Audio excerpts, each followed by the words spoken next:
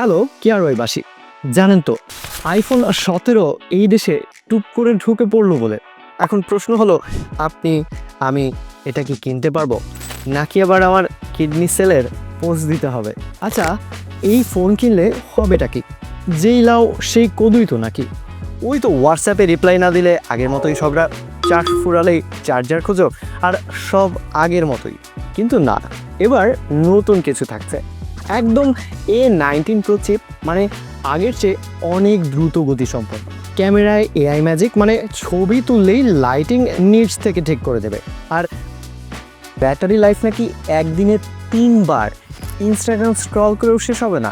আর ওদিকে ডিসপ্লে এত ব্রাইট যে রোদের সাথে কন্টেস্ট করবে, মানে দুপুরে ফোন ধরলে লোকজন ভাববে আপনি একটা জ্বলন্ত লাইট পোস্ট ধরেছেন। আবার সূর্যি মামা খেপে গিয়ে গ্রহণ না লাগিয়ে বসে। আচ্ছা, এখন হচ্ছে আইফোন আসলে কিনবো কেন?